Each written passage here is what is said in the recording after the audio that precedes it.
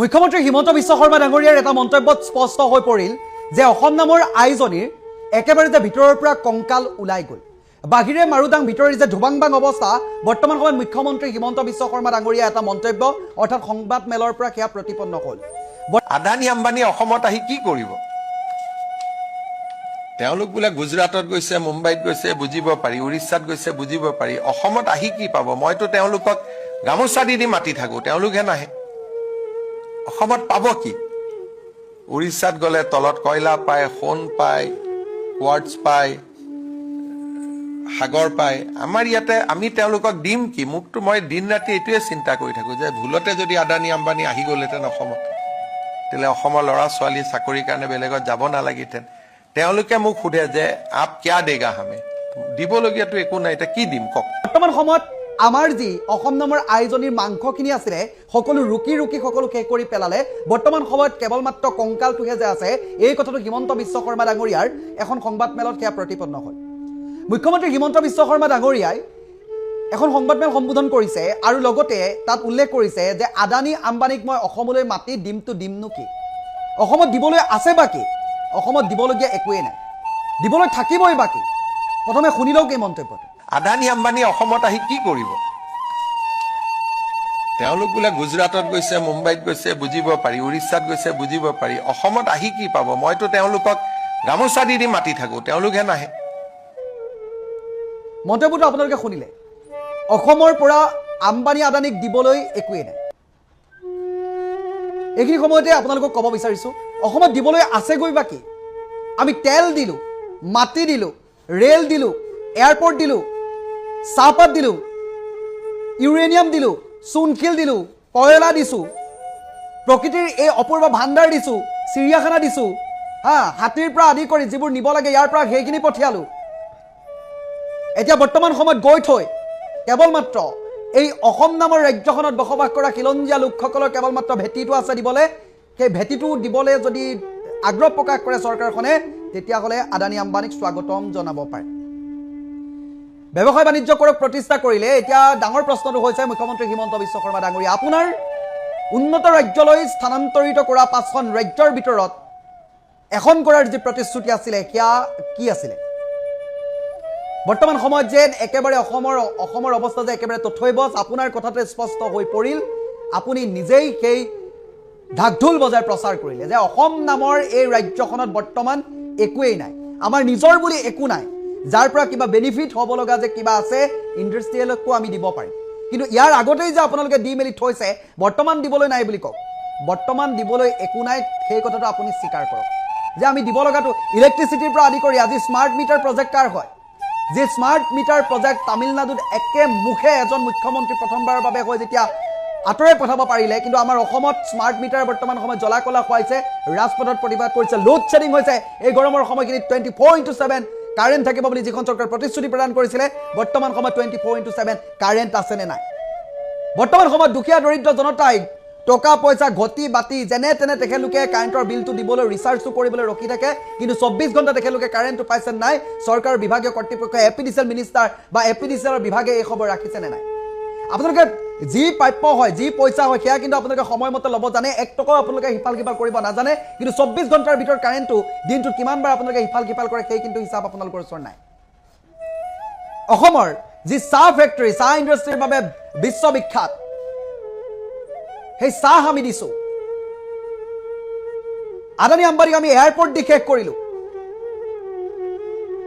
আমি কয়লা দিলোঁ, আমি চূণশিল দিলোঁ, আমি তেল দিছোঁ, আমি মাটি দিছোঁ, আৰু ইয়াৰ পাছতো আপুনি কয় দিবলৈ আছে বাকী। বৰ্তমান দিবলৈ একো নাই বুলি কওক। আমি মানে দিবই শেষ, আমি দি মেলি শেষ কৰিলোঁ আদানী আম্বানীক। বৰ্তমান আমাৰ একেবাৰে লাও লোৱা অৱস্থাত, তথৈবচ অৱস্থা, যি অৱস্থাত কেৱল মাত্ৰ আমি উশাহটো লৈ জীয়াই আছোঁ। কিন্তু নিৰ্বাচনৰ আগে আগে দুজনমান মানুহে কিন্তু এতিয়াও কি বিচাৰি বিচাৰি আহি থাকে আমি নাজানো। সেয়া হৈছে যদি আমাৰ অসম নামৰ আইজনীৰ ওচৰত একোৱেই নাই, একেবাৰে ভিখাৰী, তেতিয়াহ'লে অসম নামৰ আইজনীৰ ওচৰত আচ্ছা দিন আয়েগা, বাংলাদেশী যায়েগা, মোদীজী আয়েগা, অমিত শ্বাহজী আয়েগা, এইবোৰ কিয় আহে? এখেতলোক কিয় আহে নিৰ্বাচনৰ আগত? অসম নামৰ ৰাজ্যখনত উন্নয়নৰ বাবে, ব্যৱসায় বাণিজ্যৰ বাবে আমাৰ যদি একোৱেই নাই, সেই ব্যৱসায়ী গুজৰাটীসকল ইয়ালৈ কিয় ঢাপলি মেলি থাকে? মুখ্যমন্ত্ৰী মহোদয়, তেখেতলোকে আহি অসম নামৰ আয়োজনীৰ পৰা কি নিব পাৰে কি নিনিব পাৰে সেই কথা নাজানো, কিন্তু এটা কথা ঠিক যে অসম নামৰ আয়োজনীক লৈ অসমলৈ আহি তেখেতলোকে কি পাব নাজানো, কিন্তু এজন অন্তত ভাল ভাওৰীয়া পাব, এজন ভাল ৰাজনৈতিক ভাওৰীয়া পাব, মিছা কথাৰে সকলোকে টুপি পিন্ধাই থকা এজন নেতা পাব, ৰজা পাব। তেখেতলোকে একো নাপালেও অসম নামৰ আয়োজনী বৰ্তমান সময়ত ডাঙৰ ডাঙৰ প্ৰতিবাদ পাব। বৰ্তমান সময়ত 6 জনগোষ্ঠী জনজাতিকৰণৰ সেই বিষয়বস্তুবোৰক লৈ চিঞৰ বাখৰ পাব। বড়োলেণ্ডৰ ভাষাক লৈ যি প্ৰতিবাদ হৈ আছে সেয়া পাব। নগাঁৱত যি ছেটেলাইট এৰিয়া বনাবৰ কাৰণে যিবোৰ চিঞৰ বাখৰ হৈ আছে সেই প্ৰতিবাদবোৰ আপোনালোকে দেখিবলৈ পাব। নিৰ্বাচনৰ আগত অহাসকলে একোৱে যদি অসমত নাই তেতিয়াহ'লে চিঞৰ বাখৰ কৰিবলৈ কিয় আহি আহি তেখেতলোকে ইয়াত সময় নষ্ট কৰিলে? ভোট নিবলৈহে আহে নেকি তেখেতলোক? বৰ্তমান সময়খিনি কিয় দেখা দিবলৈ নাহে?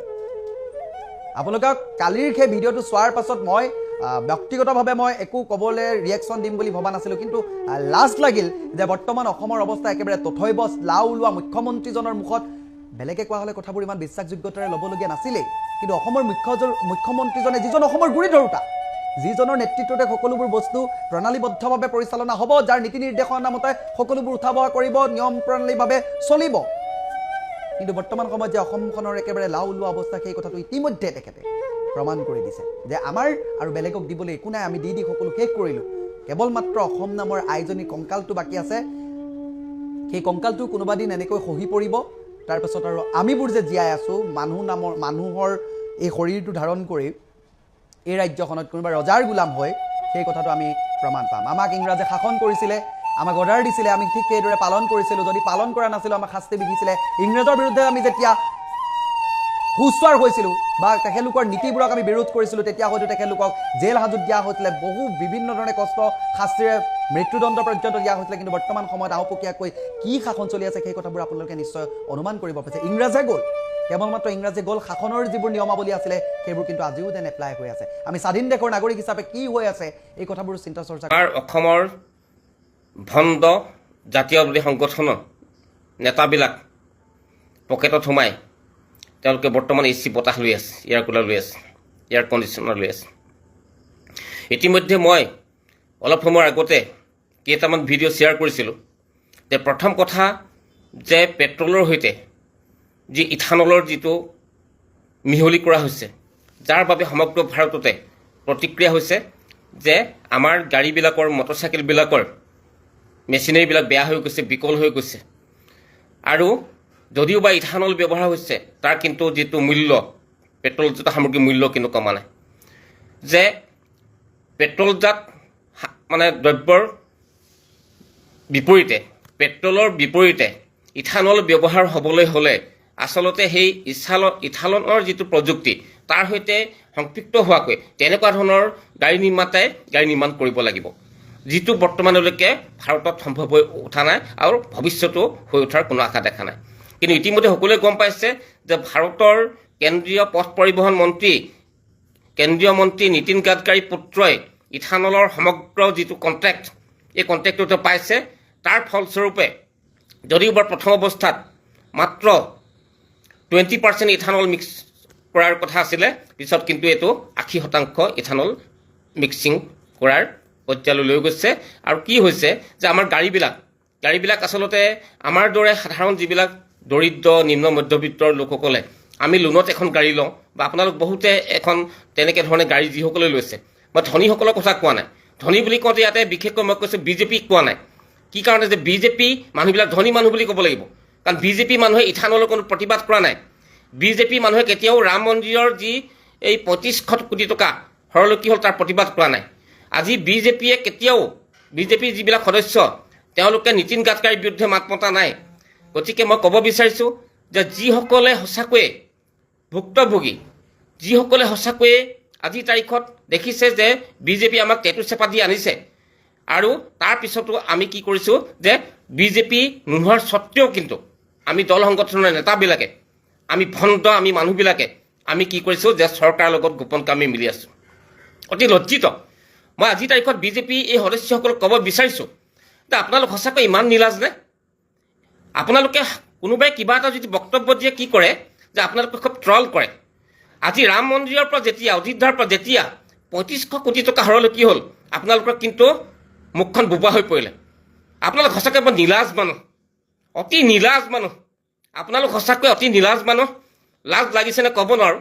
অৱশ্যে বিজেপি বুলি কওঁতে যিসকলে কোটি কোটি টকা ঘটি আছে, যিসকলে কোটি কোটি টকা ধনৰ, চৰকাৰী ধনৰ তেওঁলোকে অনুদান পাইছে, মই তেওঁলোকৰ কথা কোৱা নাই। কিন্তু যিসকলে আচলতে বিজেপিৰ বিষ্ঠা খাই জীয়াই আছে, বিজেপি অন্ধভক্ত হৈ আছে, বিজেপিয়ে তেওঁলোকক অন্ধভক্ত কৰি তুলিছে, মই তেওঁলোকক উদ্দেশ্য কৰি আজি কথাকেইটা কৈছোঁ যে ইথানলে সমগ্ৰ আমাৰ গাড়ীবিলাক নষ্ট কৰি পেলাইছে। পৃথিৱীৰ কোনো দেশতে এনেকুৱা ধৰণৰ প্ৰযুক্তি এতিয়ালৈকে ওলোৱা নাই য'ত 80%, 80% ইথানল তাতে দি পেট্ৰল চালিত গাড়ীবিলাক চলাব। যে ইথানল চালিত গাড়ী এতিয়ালৈকে ভাৰতত নিৰ্মাণ হোৱা নাই। গতিকে এই ক্ষেত্ৰত দেখা গৈছে যে আজিৰ তাৰিখত কিন্তু সমগ্ৰ ভাৰতবৰ্ষৰ বিজেপি যিসকল সদস্য, যিসকলে সঁচাকৈয়ে বিজেপিয়ে এনেকুৱা কথা, বিজেপিয়ে কৰা প্ৰত্যেকটো বেয়া কামক তেওঁলোকে নীৰৱতা অৱলম্বন কৰে। বিজেপিয়ে ভাল কাম কৰাৰ বিষয়েতো ক'বই নালাগে যে তেওঁলোকে ৰৌটোকে ঢৌ কৰে। আজিৰ তাৰিখত খুব অধৈৰ্য হৈ আচলতে এই কথাবিলাক মই কথাটো ক'লোঁ। দ্বিতীয় কথা, আজিৰ তাৰিখত নীতিন গাডকাৰী পথ পৰিবহণ মন্ত্ৰী হৈ থকাৰ অৱস্থাত মই বেলেগ কথা নকওঁ। আজিৰ তাৰিখত মই কৈছোঁ যে যোৰহাটৰ পৰা নুমলীগড় আৰু যোৰহাটৰ পৰা বিশেষকৈ টিয়ক দাজিলৈকে এই ৰাস্তাবিলাক চাব।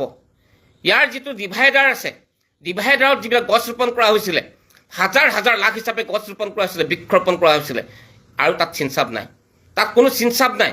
তাৰোপৰি যিবিলাক ডাইভাৰজন আছে, অতি আচৰিত কথা যে যোৰহাটৰ যিটো মেইন এণ্ট্ৰেঞ্চ টিয়কৰ ফালৰ পৰা আহিলে কেন্দুগুৰি বাইপাছৰ ওচৰত তাত এণ্ট্ৰেঞ্চৰ কোনো তাত ভাল ব্যৱস্থা নাই, তাত কোনো ফিনিচিং নাই। আহিলে দেখিব আপোনালোকে যে গাড়ী কেনি আহিব, কেনি যাব, তাত কোনো সংকেত নাই। ৰাস্তাটো বনাই থৈ গুচি গ'ল। ইতিমধ্যে 3টা কোম্পানীয়ে ৰাস্তাটো নিৰ্মাণ কৰিলে, কিন্তু আজিৰ তাৰিখত খলা বমা ৰাস্তা, বহুত ঠাইত পানী জমা হয়। তাৰোপৰি কোনো তাত যিটো প্লেণ্টেশ্যনৰ কথা আছিলে, কোটি কোটি টকাৰ খৰচ হৈছিলে। সেইদিনাখন আমাৰ এজন অধিবক্তাই কৈছিলে এখন সভাত আমাৰ যে লাষ্টৰ যিজন ঠিকাদাৰ তেওঁ বোলে কাম নকৰাকৈ 268 কোটি টকা সৰকাই লৈ গুচি গ'ল। 268 কোটি টকা। আৰু তাৰ কিন্তু আপুনি কোনো ইয়াৰে প্ৰতিবাদ কৰিব নোৱাৰে। তাৰ প্ৰতিবাদ কৰি কোনো কিন্তু তাতে দৰখাস্ত কৰিব নোৱাৰে, কাৰণ তাৰ কোনো ইয়াতে নিৰ্দিষ্ট অফিচ নাই, নিৰ্দিষ্ট কাৰ্যালয় নাই, নিৰ্দিষ্ট বিষয়া নাই য'ত গৈ আপুনি আচলতে তাত অভিযোগ কৰিব। আপুনি কেন্দ্ৰীয় বিভাগসমূহৰ কোনো ইয়াতে তেনেকুৱা ধৰণৰ ইয়াতে অফিচ নাই, যিটো অফিচত গৈ আপুনি তাতে ইয়াত ওজৰ-আপত্তি দৰ্শাব পাৰিব। গতিকে কেইবাটাও বিষয় আছে। মই আজিৰ তাৰিখত কৈছোঁ যে ৰামৰ নামত যি চুৰি, সেই বিজেপি চোৰসকলক কৈছোঁ, যিসকলে ৰামৰ নামত তেওঁলোকে কি কৰিছে যে অযোধ্যাৰ পৰা তেওঁলোকে ধন সম্পত্তি সোণ চুৰ কৰি নিছে। তাৰপিছত কৈছে যে আমাক ৰাম ভক্ত হ'বলৈ কৈছে, আমাক ৰাম ভক্ত ক'বলৈ হৈছে। আজি আমি যোৰহাটৰ গড়ালিত যাব নোৱাৰোঁ, হনুমান পূজা কৰে, ৰাম পূজা কৰে, কিন্তু আজি কি কৈছে সেই ৰামৰ ভক্তসকলে কি কৰিছে, তেওঁলোকে আজিৰ তাৰিখত ৰাম মন্দিৰৰ পৰা সোণ চুৰ কৰিছে, টকা চুৰ কৰিছে, ভক্তই দিয়া দান দক্ষিণা তেওঁলোকে চুৰ কৰিছে। আৰু কি কৰিছে, কেন্দ্ৰীয় পথ পৰিবহণ মন্ত্ৰী নীতিন গাডকাৰী পুত্ৰৰ সুবিধাৰ্থে তেওঁৰ ব্যৱসায়িক লাভালাভৰ বাবে যে তেওঁলোকে যদিও বা 20% ইথানলটো বিজ্ঞানসন্মত নহয় বুলি ইতিমধ্যে বিভিন্ন বিজ্ঞানীয়ে কৈছে, কিন্তু আজিৰ তাৰিখত সবাতোতকৈ চৰ্চিত বিষয় যে 80% যেতিয়া তাতে ইথানল মিহলি কৰা হৈছে, এই ক্ষেত্ৰত কেনেকুৱা কৰোৱা হ'ব হৈছে ইতিমধ্যে। তাত কিন্তু আচলতে তাত গাড়ী নিৰ্মাতা কোম্পানীসমূহে ইথানলযুক্ত গাড়ী চলাবৰ বাবে এনেকুৱা ধৰণৰ প্ৰযুক্তি ব্যৱহাৰ কৰা হোৱা নাই। আমাৰ দৰে সাধাৰণ মানুহৰ ক্ষেত্ৰত জীৱনত হয়তো বহুতে এবাৰেই হয়তো এখন গাড়ী কিনে, এবাৰেই হয়তো এখন মটৰচাইকেল কিনে। গতিকে আজি অৱস্থাটো বুজি চাওক। আজিৰ তাৰিখত দেখা গৈছে যে যিটো সময়ত অসমত বিগত নিৰ্বাচনত বিজেপি চৰকাৰ গঠন হ'ল, তাৰপিছত কিন্তু এই যি বিৰোধী দলকে নিৰ্মাত, তেওঁলোকে আংগিকভাৱে, তেওঁলোকে প্ৰতীকীভাৱে কিছুমান প্ৰতিবাদ কৰে, য'ত জনসাধাৰণৰ কোনো সমৰ্থন নাথাকে, য'ত তেওঁলোকে জনসাধাৰণৰ সমৰ্থন ল'বলৈ সক্ষম নহয়। এই কথাটো মই কৈছোঁ, যদিও মই কৈছোঁ যে বিজেপিয়ে গোটেই দেশখন গিলি পেলাবলৈ কৈছে, অজগৰ হৈছে। অজগৰৰ নামত ইতিমধ্যে কবিতা ওলাইছে, গান ওলাইছে, কিন্তু মই কৈছোঁ যে বিজেপিয়ে সমগ্ৰ ভাৰতবৰ্ষৰ জনসাধাৰণক গিলি পেলাইছে। তাৰপিছতো কিন্তু কি কৰিছে যে বিজেপিয়ে কৈছে যে ৰামৰ নামত ৰাজনীতি কৰিব লাগে, ৰামৰ নামত ৰাজনীতি কৰিব লাগে, সকলো সমস্যা বাদ দিব লাগে, আমি হিন্দু মুছলমান কৰিব লাগে, আমি অসমত ন্যায় ৰাজনীতি কৰিব লাগে। আমি অসমত উন্নয়নৰ পৰিৱৰ্তে মিয়া ৰাজনীতি কৰিব লাগে, কিন্তু একেটা কথাকে বাৰে প্ৰতি আমাক কৈ আছে, একেটা কথাকে যে অসম বোলে উন্নতি হৈছে। অসমত দ্ৰব্যমূল্যৰ যথেষ্ট বৃদ্ধি হৈছে, অসমত যথেষ্ট দুৰ্নীতি হৈছে, হস্পিটেলত আজিৰ তাৰিখত দৰৱ পাবলৈ নাই, আজিৰ তাৰিখত ৰাস্তা বনোৱাৰ পিছত 6 মাহৰ ভিতৰত ৰাস্তা ভাগি গৈছে, দলং ভাগি গৈছে, আজিৰ তাৰিখত বহুতো আঁচনি বন্ধ কৰি দিয়া হৈছে, গুৱাহাটী বিশ্ববিদ্যালয়ত বহুতো বিভাগ বন্ধ কৰি দিয়া হৈছে, বিভিন্ন কলেজ মহাবিদ্যালয়সমূহক অনুদান বন্ধ কৰি দিয়া হৈছে। অসমৰ শিক্ষামন্ত্ৰীয়ে কৈছে যে তেওঁলোকৰ দায়িত্ব বোলে নিজে চলোৱাটো। আমি ইতিমধ্যে আগতে পাতিছিলোঁ, আলোচনা কৰিছিলোঁ যে যিবিলাক স্বতন্ত্ৰ বিশ্ববিদ্যালয় দিছে, স্বতন্ত্ৰ মহাবিদ্যালয় দিছে, আচলতে তেওঁলোকক ফিনেন্সিয়েলি তেওঁলোকক স্বতন্ত্ৰ হ'বৰ বাবে তেওঁলোকক আচলতে এটা আওপকীয়াকৈ তেওঁলোকক নিৰ্দেশ দিছে যে যিহেতুকে স্বতন্ত্ৰ, তোমালোকক আমি আৰ্থিক অনুদান নিদিওঁ। UGCৰ যিটো তেওঁলোকৰ অনুদান, এই অনুদান তেওঁলোকে বন্ধ কৰি দিয়া হৈছে, কমাই দিয়া হৈছে। যে গুৱাহাটী ইউনিভাৰ্চিটি এইবাবেই কমাই দিয়া হৈছে যে তাত সাধাৰণ ঘৰৰ ল'ৰা ছোৱালী পঢ়ে, সাধাৰণ ঘৰ মেধাসম্পন্ন ল'ৰা ছোৱালী পঢ়ে, কাৰণ সাধাৰণ ঘৰ মেধাসম্পন্ন ল'ৰা ছোৱালীয়ে দামী দামী ব্যক্তিগত খণ্ডৰ বিশ্ববিদ্যালয়ত পঢ়িবলৈ সেই ধনৰ যোগাৰ কৰিব নোৱাৰে। আজি জৱাহৰলাল নেহৰু ইউনিভাৰ্চিটিত বাৰে প্ৰতি তাতে এডমিশ্যন ফিজ তাতে বৃদ্ধি কৰিবলৈ চেষ্টা কৰি থকা হৈছে, আন্দোলন কৰিছে, এইবাবে যে সাধাৰণ ঘৰৰ মেধাসম্পন্ন ল'ৰা ছোৱালী সেই বিশ্ববিদ্যালয়ত পঢ়ে। গতিকে চৰকাৰী খণ্ডৰ যিবিলাক বিশ্ববিদ্যালয় মহাবিদ্যালয়, এই বিদ্যালয়বিলাক কি কৰিছে, তেওঁলোকক চেপি ধৰিছে, যাতে বিদ্যালয়বিলাকক চেপি ধৰিছে যাতে এই দুখীয়া ঘৰৰ সাধাৰণ ঘৰৰ ল'ৰা ছোৱালীয়ে যাতে ভাল শিক্ষা পাব নোৱাৰে, তেওঁলোকৰ যাতে মগজুৰ বিকাশ হ'ব নোৱাৰে, সেইবাবে ব্যক্তিগত খণ্ডৰ বিদ্যালয় স্বয়ং মুখ্যমন্ত্ৰীৰ পত্নীয়ে কি কৰিছে যে চানমাৰীত খুলিছে। তাতে গুৱাহাটীত কি কৰিছে, চাংচাৰীত তেওঁলোকে ব্যক্তিগত খণ্ডৰ বিদ্যালয় খুলিছে। আমাৰ এইখন নামটো পাহৰি গৈছোঁ যে কি ইণ্টাৰনেশ্যনেল স্কুল খুলিছে, নৰ্থ ইষ্টৰ ভিতৰত বোলে ডাঙৰ। আৰু অন্য হাতীত দেখা গৈছে যে অমিত শ্বাহৰ পুতেকে কি কৰিছে, অমিত শ্বাহৰ পুতেক হৈছে BCCIৰ তেওঁ প্ৰাক্তন, তেওঁ সভাপতি, তাৰপিছতে বৰ্তমান ICC তেওঁৰ প্ৰেচিডেণ্ট। ISL খেলখন ভালকৈ হৈছিলে, কেইবাটাও বিষয় আছে, সেইকাৰণে কৈছোঁ মই। আজিৰ তাৰিখত সমগ্ৰ বিশ্বত ফুটবলক লৈ গৰম খবৰ, সকলোৱে ৰাতি উজাগৰ থাকি ফুটবল খেল চাইছে, আমি ভাৰতীয়সকলো চাইছোঁ, আমি অসমীয়াবিলাকো চাইছোঁ, কিন্তু আজি ইয়াতে 145 কোটি য'ত আমাৰ জনসাধাৰণ আছে, পপুলেশ্যন আছে, তাত কিন্তু এটা ফুটবল দল নাই, যি দলে আমি আন্তঃৰাষ্ট্ৰীয় পৰ্যায়ত আমি স্বীকৃতি সঁচাকৈয়ে ভালদৰে লাভ কৰিব পাৰোঁ, যি দলে আমি বিশ্বকাপত আমি অংশগ্ৰহণ কৰিব পাৰোঁ।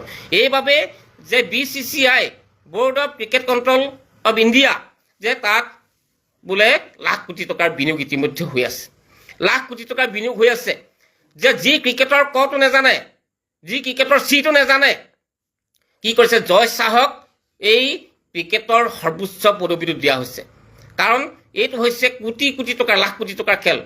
আৰু তেওঁৰ যোগ্যতা হৈছে যে অমিত শ্বাহৰ পুতেক, অমিত শ্বাহৰ পুতেক হোৱাৰ বাবেই তেওঁ কি হৈছে ICC তেওঁৰ প্ৰেচিডেণ্ট।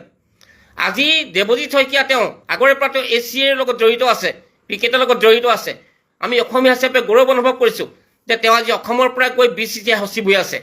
কিন্তু একেটা সময়তে আমি ক'ম যে যিহেতুকে অসমৰ মুখ্যমন্ত্ৰী ডাঙৰীয়াই তেওঁক আচলতে আগবঢ়াই দিছে, অসমৰ মুখ্যমন্ত্ৰীৰ লগত জয় শ্বাহৰ যথেষ্ট ভাল সম্পৰ্ক আছে, অসমৰ মুখ্যমন্ত্ৰীৰ লগত অমিত শ্বাহৰ যথেষ্ট সম্পৰ্ক আছে, সেই সুবাদত আজি দেৱজিৎ লন শইকীয়া BCCI সচিব হৈছে। একেটা সময়তে কিন্তু আজি নৰ্থ ইষ্ট ইউনাইটেড ফুটবল দল আছিল, আজি কিন্তু সেই ফুটবল দলবিলাক নাইকিয়া কৰি দিয়া হৈছে। আজি ৰাষ্ট্ৰীয় পৰ্যায়ত যেনেকুৱা ধৰণৰ ফুটবলৰ যিটো স্পনচৰশ্বিপ হ'ব লাগিছিল নাই হোৱা, তাত যেনেকুৱা বিনিয়োগ হ'ব লাগিছিল নাই হোৱা, আজি এথলেটিক্সত যেনেকুৱা বিনিয়োগ হ'ব লাগিছিল নাই হোৱা। গতিকে দেখা গৈছে যে BJPয়ে যাক ভাল দেখে, BJPয়ে য'ত টকা দেখে, BJPয়ে য'ত ধনৰ সম্পত্তি দেখে, য'ত পাহাৰ দেখে, পৰ্বত দেখে, তাত তেওঁলোকে ধন বিনিয়োগ কৰে আৰু তাত তেওঁলোকে সোমাই পৰে। গতিকে মই কথাখিনি হয়তো খুব ভাল ধৰণে পৰিপাটিকৈ ক'ব পৰা নাই, খুব খং উঠিছে, ক্ষোভ উঠিছে, আৰু এই কথাটো খুব লাজো লাগিছে যে আমি সকলোৱে ড্ৰয়িং ৰুমত বহি, আমি সকলোৱে ক'ৰবাত আড্ডা দি আমি কিন্তু BJPৰ প্ৰতিটো বেয়া কামৰ আমি সমালোচনা কৰোঁ, কিন্তু মুকলিকৈ আমি কোনটো BJPক আমি সমালোচনা কৰিবলৈ বেয়া পাওঁ, BJPৰ বেয়া কামৰ সমালোচনা কৰিবলৈ বেয়া পাওঁ। আমি ধৰ্মৰ নামত কি কৰিছোঁ, আমি আফিং খাই আছোঁ, ধৰ্মৰ নামত আমি বৰ বিষ খাই আছোঁ, অলপ আগতে মই এখন চিনেমা চালোঁ। এই চিনেমাখন হৈছে অমিতাভ বচ্চন অভিনীত। আপোনালোকে সকলোৱে চাগে চাইছে, নাইছে চাব, যে মই চিনেমা চাই ভাল পাওঁ। যে জোন অমিতাভ বচ্চন অভিনীতৰ তাতে এই কাহিনীটো দেখুওৱা হৈছে যে আমাৰ দৰে আমাতকৈও নিম্ন খাপৰ বুলি কৈছোঁ, যদিও মই খাপত বিশ্বাস নকৰোঁ, যিখন দুখীয়া তাৰমানে, যে তেওঁলোকেও আচলতে জীৱন ধাৰণৰ অৱস্থা কেনেকুৱা সেই চিনেমাখনত দেখুওৱা হৈছে। সকলোৱে ইতিমধ্যে G5 যিসকলে লৈছে তাত চাব যে ভাল ভাল চিনেমা দিছে। গতিকে খুব খঙত ক্ষোভত মই এই কথাখিনি মই শ্বেয়াৰ কৰিলোঁ। কিন্তু এটা কথা ঠিক, আগন্তুক দিনত কিন্তু প্ৰত্যেকজনে ভুঞ্জিব লাগিব। প্ৰত্যেকজন মোৰ দৰে ব্যক্তিয়ে, মই ধনীসকলৰ কথা কোৱা নাই, মোৰ দৰে ব্যক্তিয়ে ভুঞ্জিব লাগিব। আৰু যিসকলে ভাবিছে যে আমি বৰ নিৰাপদে আছোঁ, তেওঁলোকে কিন্তু ভুঞ্জিব লাগিব। তেওঁলোকে গম পাব, তেওঁলোকে হিটলাৰৰ বিষয়ে পঢ়িলে গম পাব যে প্ৰথম অৱস্থাত হিটলাৰক কোনে সমৰ্থন কৰিছিল, তাৰপিছত হিটলাৰে কিয় তেওঁ পৰিবাৰ হৈ আত্মহত্যা কৰিলে, তেওঁ গেছ চেম্বাৰত কেনেকৈ আত্মহত্যা কৰিব লগা হ'ল। গতিকে মই কৈছোঁ যে বিজেপিৰ দিন তেনেকুৱা আহি আছে, বিজেপিয়ে তেনেকুৱা দিনলৈ গতি কৰি আছে। তাৰপিছত কিন্তু দেখা গৈছে বিজেপিৰ এই লোকসকলক দেখিলে এইটোৱে লাজ লাগে যে তেওঁলোকে কিন্তু কা আন্দোলনৰ সময়ত ঘৰৰ পৰা ওলাব পৰা নাছিল। ভয়ত তেওঁলোকে পেপুৱা লাগি ঘৰত সোমাই আছিল, ঘৰৰ ভিতৰত। তেওঁলোকে আজিকালি ট্ৰল কৰিব পৰা হ'ল, ওলাই আহিব পৰা হ'ল। তেতিয়া তেওঁলোকে জনৰোষৰ ভয়ত ঘৰত সোমাই আছিলে। তেওঁলোকৰ নিজৰ বৰ ঘৰৰ পৰা ওলাই অহা নাছিলে। তেওঁলোকে গাঁতত সোমাই আছিলে। আজিৰ তাৰিখত সেই বিজেপিয়ে কি কৰিছে, সেই বিজেপি ভণ্ডসকলে কৈছোঁ মই, যিসকলে ভণ্ডামি কৰি আছে, যিসকলে দুৰ্নীতি কৰি আছে, সকলো বিভাগতে দুৰ্নীতি, সুষম প্ৰশাসনৰ নামত দুৰ্নীতি। ক'তো সুষম প্ৰশাসন নাই। এখন বাৰ্থ চাৰ্টিফিকেট আমি সময়ত উলিয়াব নোৱাৰে, এখন লিগেল হেয়াৰ আপুনি সময়ত উলিয়াব নোৱাৰে, এখন NCL আপুনি সময়ত উলিয়াব নোৱাৰে, কোনো কাগজ পত্ৰ অফিচৰ পৰা আপুনি টাইমত নাপায়, মৃত্যু প্ৰমাণ পত্ৰ আপুনি নাপায়, একো কাগজ পত্ৰ নাপায়। আপুনি সময়ত আপুনি একো এটা কামৰ বাবে আপুনি এই চৰকাৰৰ পৰা আপুনি আদায় কৰিব নোৱাৰে। গতিকে খুব খঙত ক্ষোভত ক'লোঁ। মই বহুদিন বিৰতি আছিলোঁ, কিন্তু চাইছোঁ যে এই জাতীয় দল সংগঠনৰ মেক্সিমামৰ কথা কৈছোঁ, লিডাৰবিলাকৰ কথা কৈছোঁ, লিডাৰবিলাকৰ ইনক্লুডিং আমাৰ চুতীয়া জাতি সন্মিলনৰ কথাও কৈছোঁ দেই। তেওঁলোকে যে 125 কোটি টকা হ্ৰাস কৰিছে বুলি ইতিমধ্যে বহুতে কৈ আছে, পেপাৰে পত্ৰ কৈ আছে কণ্টিনিউৱাছলি, যে জাতিৰ নামত তেওঁলোকে সংগঠন কৰি 125 কোটি টকা বোলে তেওঁলোকে বৰভোজ খাইছে, 125 কোটি টকা আত্মসাৎ কৰিছে। গতিকে আজি ইমানতে সামৰণি মাৰিলোঁ। অহা কালিলৈ পুনৰ লগ পাম। যদি বিজেপি সমান ডাঙৰ কালেকশ্যন মাষ্টাৰ পৃথিৱীত আছে নেকি? আৰু অসমৰ আটাইতকৈ ডাঙৰ কালেকশ্যন মাষ্টাৰ হিমন্ত বিশ্ব শৰ্মা, আৰু হিমন্ত বিশ্ব শৰ্মাৰ এজেণ্ট হ'ল পীযুষে তোলে, হিমন্ত বিশ্ব শৰ্মাই ফোন কৰি দিয়ে। তাত তেওঁলোকতকৈ যদি মই বেছিকৈ তুলিছোঁ, তেতিয়াহ'লেতো মই ৰজা হয় অসমৰ, মজা। আৰু তুলিছোঁ, তেওঁ আনৰ ঘৰ ভাঙি খুব ভাল পায়, আৰু সেইটো যদি মুছলমানৰ ঘৰ হয় তেতিয়াহ'লেতো তেওঁ ঘৰতে জঁপিয়াই থাকে। অসমৰ আটাইতকৈ বেছি মাল গোটাব পৰা মানুহজন হ'ল পীযুষ হাজৰিকা, আৰু তেওঁ সেইকাৰণে ওপৰৰ মাল বুলি কয়। তেওঁ নিজে কয়, বেলেগে নকয়, তেওঁ নিজে কয় যে মই ওপৰৰ মাল, হয়নে? কিন্তু পীযুষ হাজৰিকাৰ প্ৰব্লেমটো হ'ল যে তেওঁ গোটোৱা যিটো মাল, তেওঁ কোৱা শব্দ দেই, মই কোৱা নাই আকৌ, আপোনালোকে মাল শব্দটো কোৱাৰ কাৰণে কৈছোঁ মই। তেওঁ গোটোৱা যিটো মানে টকা, সেই টকাটোৰ ভাগটো মানে তেওঁতো আৰু গোটোৱা মানুহে, আচল মালিকজন হ'ল হিমন্ত বিশ্ব শৰ্মা। হিমন্ত বিশ্ব শৰ্মাক যিমান দিব লাগে সিমান নিদি আধাটো মানে তেওঁ নিজে পকেটত ৰাখি থয়, য'তে ত'তে প্ৰপাৰ্টি কৰে। সেই প্ৰপাৰ্টিবিলাকৰ মই লিষ্টখন গাই দিলেতো আপোনালোক পাগলা হৈ যাব, পীযুষ হাজৰিকাই কৰা প্ৰপাৰ্টি লিষ্ট। তো এতিয়া তেওঁ লিষ্টখন নামে বেনামে কৰা প্ৰপাৰ্টি লিষ্ট এখন যেতিয়া গাই দিম, তেতিয়া পীযুষে গম পাব যে এইটো কি হৈ গ'ল। তাৰপাছত হিমন্ত বিশ্ব শৰ্মাই কেইদিনমানৰ কাৰণে এই যেতিয়া BPFক আনিবলগীয়া হ'ল, হঠাতে BPFে দাবী কৰিলে, হাগ্ৰামৰ মহিলা দিয়ে, যে নাই মোক এই যিমান গেট আছে অসমলৈ সোমোৱা গেট, এই গেটবিলাকৰ চিণ্ডিকেটটো চলোৱা মোক দিব লাগিব, BPFক দিব লাগিব। হিমন্ত বিশ্ব শৰ্মাই বাধ্য হৈ নিজে ঘৰলৈ নিজে গৈ ক'লে যে ঠিক আছে হাগ্ৰামা দা চলাওক আপুনি। তেতিয়া যেতিয়া হাগ্ৰামাক চলাবলৈ দিলে, হাগ্ৰামা মহিলাৰ লগত আকৌ গোটেই ৰিলেশ্যনটো কৰি আছিলে হেৰিয়ে, জয়ন্ত মল্ল বৰুৱাই। হাগ্ৰামা মহিলাই ক'লে যে মোৰ লগত খালি জয়ন্ত মল্ল বৰুৱাক লগাই দিয়ক। যেতিয়া জয়ন্ত মল্ল বৰুৱা যেতিয়া সোমাই গ'ল, জয়ন্ত মল্ল বৰুৱাই পীযুষতকৈ কেইটামান বেছিকৈ টকা হেৰিয়াত দি দিলে, মান্থলি যিটো কালেকশ্যন সাপ্তাহ বুলি কয়, সেইটো মানে অলপ বেছিকৈ দি দিলে কি হিমন্ত বিশ্ব শৰ্মা।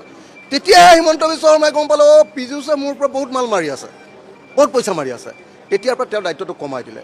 তেতিয়াৰ পৰা পীযুষৰ খং, ফ্ৰাষ্ট্ৰেশ্যন, মন চন বেয়া, সেইকাৰণে এতিয়া যাক তাক গালি পাৰি থাকে। এতিয়া উৎসাহ বেছি কাৰ দেখিছেনে নাই? এতিয়া একদম জয়ন্ত মল্ল বৰুৱা জঁপিয়াই আছে। কালি দেখিছে নাই বিধানসভাত বাটৰ কচু গাত ঘঁহি লৈছে। বাটৰ কচু কি হৈছে কালি? আগদিনা মই পীযুষক মানে অকণমান ধৰিলত ভাবিলে জয়ন্ত মল্ল যে পীযুষে বহুত পাব্লিচিটি পাইছে, অখিল গগৈ ধৰি দিলে। কালি কি কৰিছে? বাচ্চাবিলাকে যেতিয়া গাড়ীত মানে মাক দেউতাকে কথা পাতি যায়, বাচ্চাবিলাকে যেতিয়া দেখে ইহঁতি দুটাই অকল নিজৰ ভিতৰত কথা পাতি গৈছে ছিনিয়ৰ মানুহকেইটাই হা তেতিয়া কি কৰে বাচ্চাটোৱে কি কৰে ওচৰতে থকা পেচাব কৰিব লাগিছে বুলি কৈ ওচৰতে থকা কচু এডাল গাঁত গঢ়ি দিয়ে মা খজুৱাইছে বুলি চিঞৰি দিয়ে তেতিয়া মাক দেউতাক দুইটাই দৌৰ মাৰি যায় নে নাই ঠিক তেনেকৈ কালি জয়ন্ত মল্লবৰুৱাই কি কৰিছে দেখিছেনে নাই কালি জয়ন্ত মল্লবৰুৱাই কলীয়া কচু নহয় আকৌ একদম বৰাহে নোখোৱা কচু এটা গাঁত ঘঁহি লৈছে কালি মানে মোক আকৌ এনে জোকাই ল'লে হয়নে বৰাহে নোখোৱা কচু মানে সেইটো আৰু পৃথিৱীত কোনেও একো কৰিব নোৱাৰে বুজিছেনে নাই বৰাহে নোখোৱা কচু এটা কালি জোকাই ল'লে সেইকাৰণে জয়ন্ত মল্লবৰুৱাই কোনখন গেটৰ পৰা কিমান পইচা লয় হাগ্ৰামৰ কিমান পাৰ্চেণ্টেজ তাত জয়ন্তই কিমান লয় জয়ন্তই তাৰ পৰা তাৰ লগত কাম কৰা মানুহবিলাকক কিমান দিয়ে তাৰ লগত কাম কৰা কিছুমান ল'ৰা আছেনে নাই সিহঁতক কিমান দিয়ে জয়ন্ত মল্লৰ ড্ৰাইভাৰ আৰু হেৰিবিলাকে কিমানকৈ পায় আৰু জয়ন্ত মল্লবৰুৱাই নিজে কিমান লয় আৰু হিমন্ত বিশ্ব শৰ্মাই কিমান লয় তাৰ সমস্ত তথ্য লৈ মই কেইদিনমানৰ পাছত আহি আছোঁ গতিকে জয়ন্ত মল্লবৰুৱাৰ কালি যে যিটো ফটপটনি সেইটো আপোনালোকে ভৰহীয়াকৈ দেখিবলৈ পাব মই কৈ দিলোঁ নহয়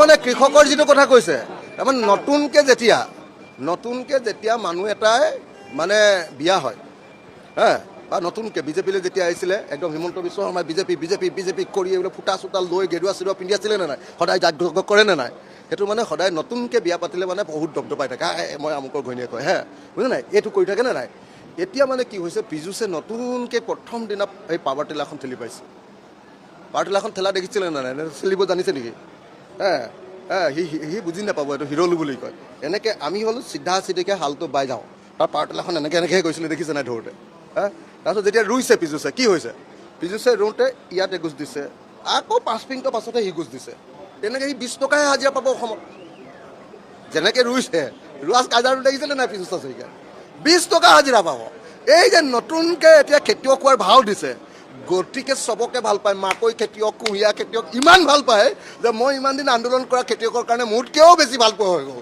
যদি বিজেপি সমান ডাঙৰ কালেকশ্যন মাষ্টাৰ পৃথিৱীত আছে নেকি আৰু অসমৰ আটাইতকৈ ডাঙৰ কালেকশ্যন মাষ্টাৰ হিমন্ত বিশ্ব শৰ্মা আৰু হিমন্ত বিশ্ব শৰ্মাৰ এজেণ্টজন হ'ল পীযুষে তোলে হিমন্ত বিশ্ব শৰ্মাই ফোন কৰি দিয়ে তাত তেওঁলোকতকৈ যদি মই বেছিকৈ তুলিছোঁ তেতিয়াহ'লেতো মই ৰজা হয় অসমৰ মজা আৰু তুলিছোঁ তেওঁ আনৰ ঘৰ ভাঙি খুব ভাল পায় আৰু সেইটো যদি মুছলমানৰ ঘৰ হয় তেতিয়াহ'লেতো তেওঁ ঘৰতে জঁপিয়াই থাকে তেওঁৰ পত্নী আৰু তেওঁৰ ল'ৰা ছোৱালীকেইটাৰ আগতে জঁপিয়াই থাকে দেখিছ মই কিমান ডাঙৰ মানুহ মই কিমান মুছলমানৰ ঘৰ ভাঙি দিছোঁ তেওঁ নিজৰ ঘৰৰ ৱাইফৰ আগতে আৰু নিজৰ ল'ৰা ছোৱালীকেইটাৰ আগতে জঁপিয়াই থাকে ৱাইফ আৰু ল'ৰা ছোৱালী নাথাকিলে বডিগাৰ্ডকেইটাৰ আগতে জঁপিয়াই থাকে উৎসৱটো হ'ল হিমন্ত বিশ্বৰ কাৰণে আটাইতকৈ ডাঙৰ ফেষ্টিভেল যে মানুহ মৰা মানুহৰ ঘৰ ভঙা মানুহক ৰাতিয়ে মাৰি দিয়া এনকাউণ্টাৰ কৰি দিয়া এইবিলাক হ'ল হিমন্ত বিশ্ব শৰ্মাৰ খেলা গতিকে এই উচ্ছেদৰ নামত মাজে মাজে চাহ বিস্কুটৰ নামত কেইটামান যদি পইচা খাইছে তেতিয়া আপোনালোকে সেইটোতো কেলৈ মন দিছে উচ্ছেদৰ নামত হিমন্ত বিশ্ব শৰ্মাই কিমান টকা ফাণ্ড উলিয়াই দিছে